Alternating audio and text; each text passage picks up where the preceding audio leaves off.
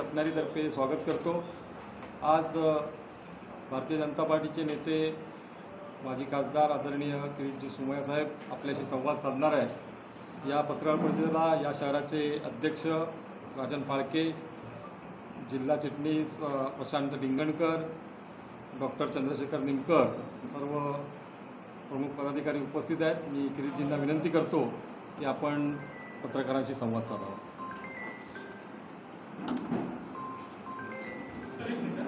फौजदारी कारवाईची सुरुवात झाली आहे। अनिल परब यांनी स्वतःहून साई रिसोर्ट बांधला। त्यांना त्याची पूर्ण जाणीव होती की हा CR नो डेव्हलपमेंट झोन परिसर आहे। कागदावर कारवाई एक घेतली आणि बांधलं दुसरं। शेवटी न्यायालयात हे सिद्ध झालं की अनिल परब यांनी 7 प्रकाराचे गुन्हे केले आहेत। काही दिवसापूर्वी मुंबई उच्च न्यायालयात त्यातला एक गुन्हा अनिल परब यांनी मान्य केला। अनिल परबनी सांगितलं की दापोली येथील रिसोर्ट मी बांधला आहे। मी पुन्हा एकदा सांगतो, अनिल परब आणि सदानंद कदम यांनी हे मान्य केलं की दापोली येथील अनधिकृत रिसोर्ट हे अनिल परब यांनी बांधला आहे। आम्ही न्यायालयात हा कागदच दिला आहे। हा जो कागद आहे 27 जानेवारी 2021 रोजी सदानंद कदम यांनी रत्नागिरी जिल्हाधिकारी यातला ऑफिसर ग्रामपंचायतला हे पत्र दिलं। त्यात त्यांनी लिहिलं आहे की दापोली येथील साई रिसोर्ट हा मी 30 डिसेंबर 2020 रोजी अनिल परब यांच्याकडून विकत घेतला। हे मी नाही म्हणतोय, हे अनिल परब यांचे पार्टनर सदानंद कदम यांनी म्हटलं आहे। अनिल परब आणि सदानंद कदम यांनी 30 डिसेंबर 2020 रोजी जे एग्रीमेंट केलं, ह्या एग्रीमेंट मध्ये त्यांनी स्पष्टपणे हे 30 डिसेंबर 2019 एग्रीमेंट आहे, 30 डिसेंबर 2020 हे रिसोर्ट अनिल परबनी सदानंद कदमला विकलं। आज जिल्हाधिकारी, रत्नागिरी SP, अन्य अधिकारी समेत माझी मीटिंग झाली। जो मुंबई उच्च न्यायालयात जो फैसला आला तो हा आला आहे की ज्यांनी अनधिकृत बांधकाम केलं आहे त्याच्या विरोधात कारवाई करा। पार्ट 2, अनधिकृत बांधकाम ताबडतोब, जे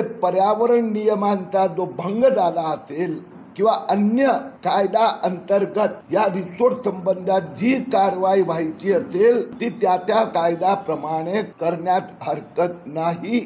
पोलिसांनी आज मला स्पष्टपणे सांगितलं की जी FIR नंबर 177 आणि 178 हे दापोली येथे 2 FIR झाल्या। 178 नंबरची जी FIR झाली हे 14 नोव्हेंबर 2022 रोजी झाली, ही सदानंद कदमच्या विरोधात। या FIR च्या चौकशी अंती पोलिसांना हे लक्षात आलं की रिसोर्टचं बांधकाम अनधिकृतरित्या अनिल परबनी केलं आहे, म्हणून अनिल परबवर अनधिकृत बांधकामाविरोधात गुन्हा दाखल झाला। त्यासाठी अनिल परबनी जामीन घेतला। त्याच्या संदर्भात दापोली पोलीस स्टेशननी न्यायालयात चार्जशीट पण दाखल केली। इतके दिवस अनिल परब इतकं धांदाट खोटं बोलतात की माझा त्या रिसोर्टशी काहीही संबंध नाही। सदानंद कदमनी लिहून दिला अनधिकृत रिसोर्ट अनिल परबनी बांधला।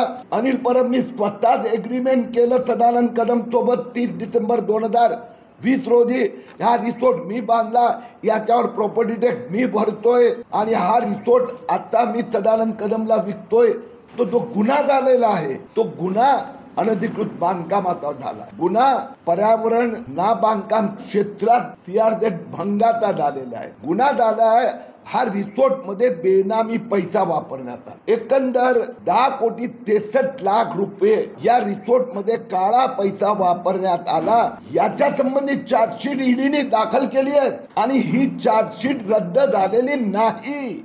आयकर विभागाने अनिल परबवर फौजदारी आणि दिवाणी म्हणजे civil and criminal both action taken, त्या कारवाईला स्टे मिळालेला नाही।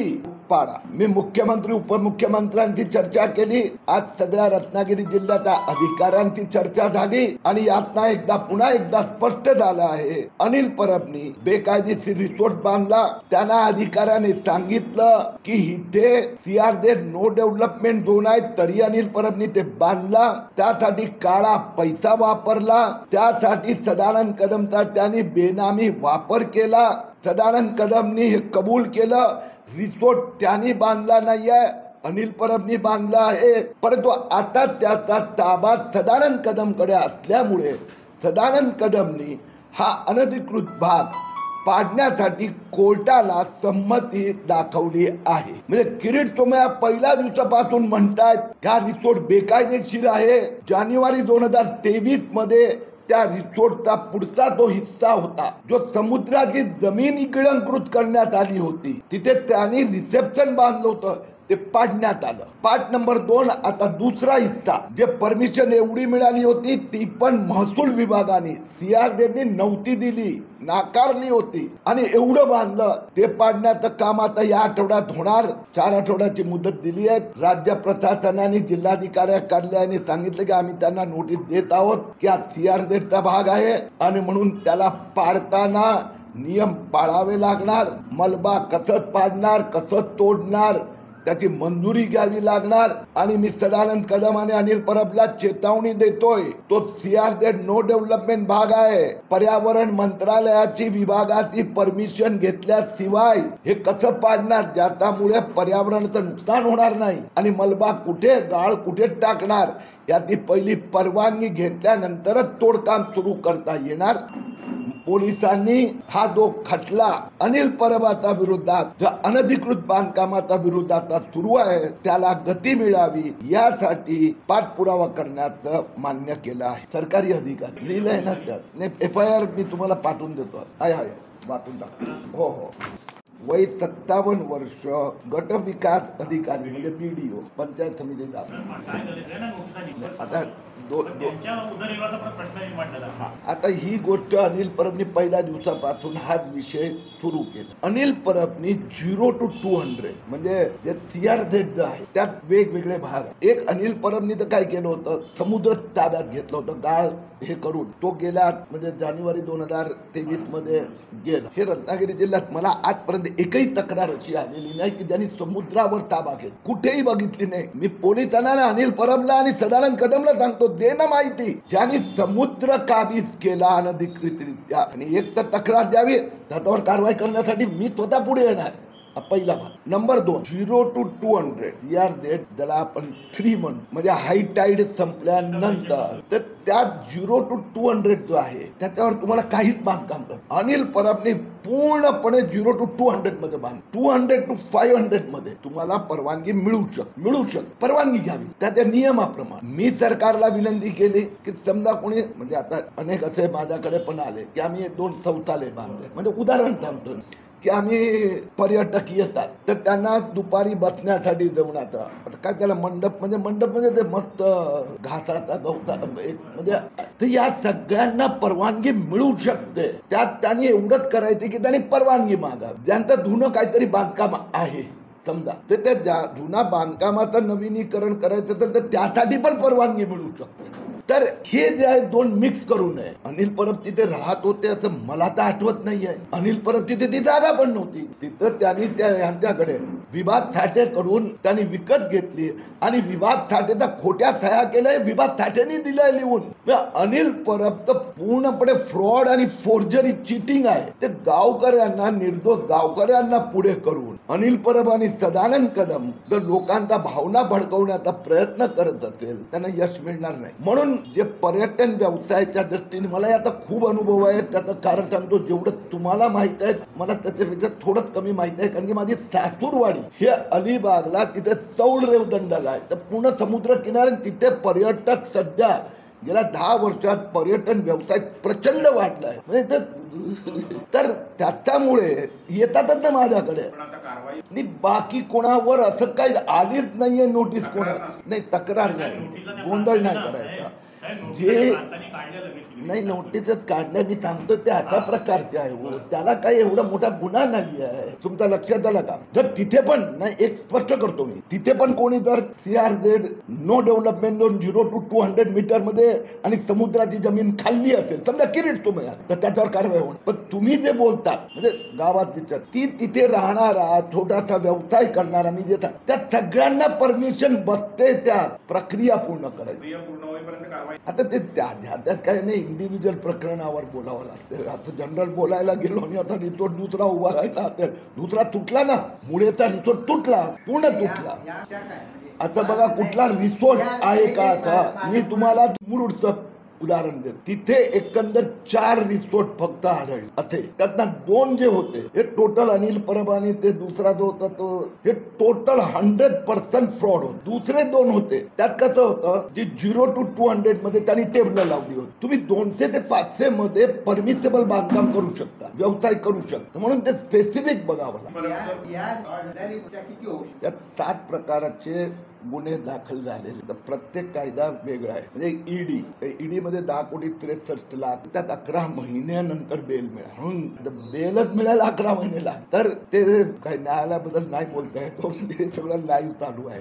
पण त्यात 2 ते 5 वर्षापर्यंत सदा होऊ शकते असं तरतूद आहे. दुसरी गोष्ट, अनिल परबच्या विरोधात 2 तक्रार आहेत. FIR 177 आणि 178, 2 FIR आहेत. 178 मध्ये पण त्यांचं नाव नंतर चौकशीत आलं, तर त्यात up to 3 years, up to 2 years अशी तरतूद आहे. बिकॉज चिटिंग, फ्रॉड केलं तुम्ही, सरकारी कागद मध्ये फोर्जरी. आता तर विभाग साठेने स्टेटमेंट दिले की माझी सहीच नाही आहे. आता जर अनिल परबने विभाग साठे जे सही केली असेल तर ते वेगळा गुन्हा होतो. इन्कम टॅक्स मध्ये वेगळी सजा आहे. म्हणून ह्या सगळ्या ज्या आहे, CRZ आणि मनी लॉन्ड्रिंग हे खूप कडक, फोर्जरी हे पण कडक आहे.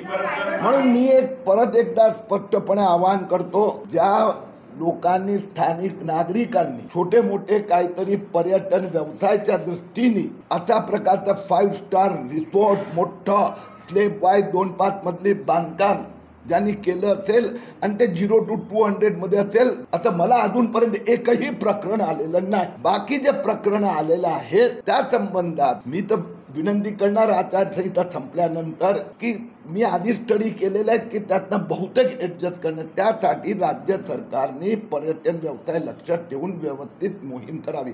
आता मी 1 मिनिट प्लीज, या विषयावर निवडणूक आचारसंहिताचं बंधन समजून तुम्ही त्या पहिल्या 2 वर काही विचारू शकतात, पण याच्या संबंधी मग मी प्रलोभन देतो असं. त्यांचा 2 प्रकरण मी बाहेर काढलं होतं, ते मी कुठेही थांबलेलो नाही. मी काढलेली 39 प्रकरण आणि त्यात जेवढे पॉलिटिकल लीडर किंवा जे कोणी होते माझ्यातर्फे, त्या सगळ्या ज्युडिशरी मध्ये सुरू आहे. या सगळ्यांमध्ये मागच्या सरकारच्या काळात कारवाई सुरू झाल्या किंवा आताचा सरकारचा काळ, कुठे ईडी असेल, कुठे इन्कम टॅक्स असेल, कुठे CBI असेल, कुठे फौजदारी प्रक्रिया असेल, सिव्हिल, या कुठेही मी माझी तक्रार मागे घेतली नाही, घेण्याचा प्रश्नच उद्भवत नाही. न्यायालयीन प्रक्रियेत मी हस्तक्षेप नाही करू शकत, तो विषय न्यायालय.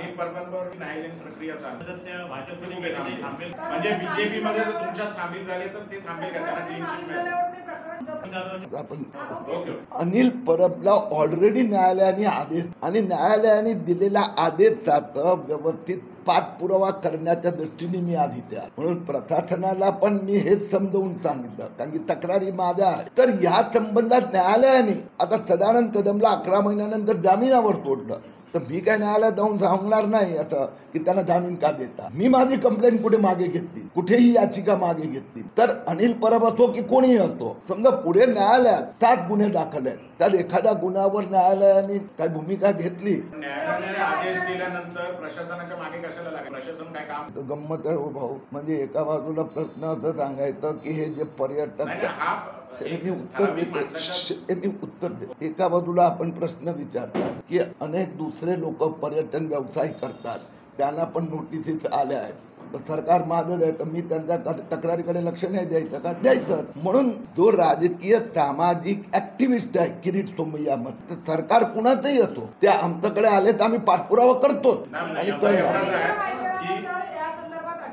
कुणाला तर रवींद्र वायकरचं प्रकरण सगळ्यांना माहीत आहे. रवींद्र वायकरवर मुंबई पोलिसांनी जी FIR केली होती त्याची चौकशी सुरू आहे. त्या संबंधी आता चौकशी सुरू आहे. ती FIR अजूनपर्यंत मागे घेतल्या तर मला लक्षात काय आलेलं आहे. काय ते स्वरूप काय आहे? गुन्हा दाखल. नाही दाखल झालेलं आहे ताई. त्याची शिक्षा किंवा काय हो आहे? ते आता मी तेच म्हणतोय त्यांची की सांगितली तो तक्रार. FIR एक मिनिट मी त्यांना सोप्या भाषेत सांगतो. एकदा FIR झाला ना की FIR ची कॉपी ताबडतोब न्यायालयात. मग तो FIR मागे घ्यायचा असेल कुठलाही किंवा इन्व्हेस्टिगेशन संपलं तर चार्जशीट फाईल करायचं ते न्यायालयात होते आणि मग न्यायालय विल टेक. अनिल परबवर हे जे आहे ना 2 गुन्हे वेगवेगळे दापोली पोलिसांनी अनेक केले आहेत त्यातला 2. तर पहिला FIR डायरेक्ट त्याच्या नावाने झाला होता की त्याने बोगस सही केली, फोर्जरी केली, चिटिंग. दुसरा सदानंद कदमच्या नावाने झाला. पण चौकशी अंतर आज पोलिसांनी कबूल केलं की अनिल परबनीच ते बांधकाम केलं होतं म्हणून चार्जशीट मध्ये त्याचंही नाव सामील करण्यात आलं. तर आता सामील करण्यात आलं, आता कोर्टात त्याला हे करावं लागणार. सर, आपल्या